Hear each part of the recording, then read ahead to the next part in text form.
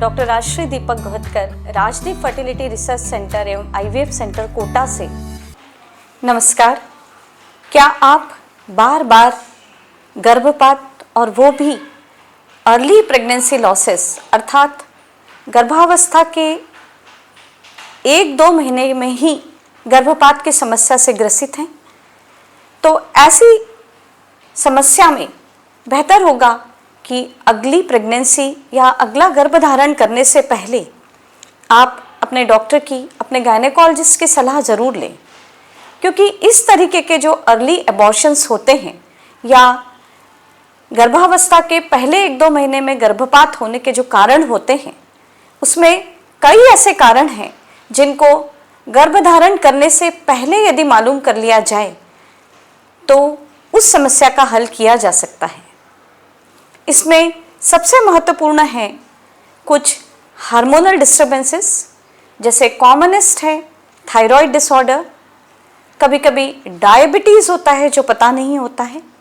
साथ ही साथ किसी भी महिला में यदि अंडकोश में अंडे बनने की प्रक्रिया में कुछ हार्मोन्स का डिस्टर्बेंस है तो उसमें जो उसका स्त्री बीज या जो उसका फॉलिकल या जो उसका एग बनेगा, जो अंडा बनेगा, वो स्वस्थ ना होने की वजह से भी प्रेगनेंसी होने के बावजूद गर्भपात हो जाता है।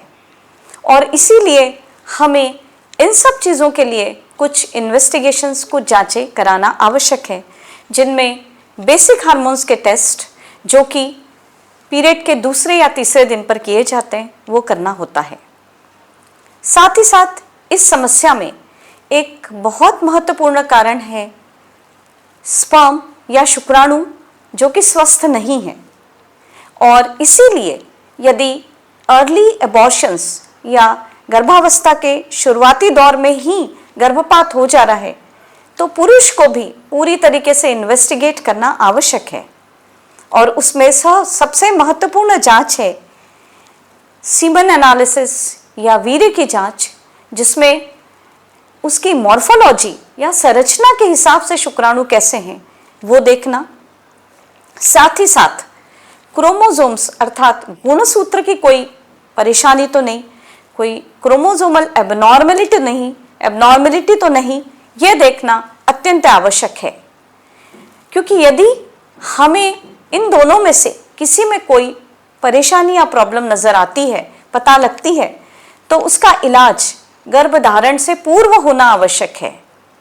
और यदि गर्भधारण से पूर्व शुक्राणु या एग, स्त्री बीज या पुरुष बीज में कोई प्रॉब्लम है, कोई समस्या है, तो उसका निराकरण पहले ही हो जाना चाहिए, जिससे जो गर्भ बने या जो एम्ब्रियो बने वो स्वस्थ हो और उसके बाद जो प्रेगनेंसी होए वो पूरा 9 मंथ्स तक पहुंच सके और एक स्वस्थ शिशु का जन्म हो सके।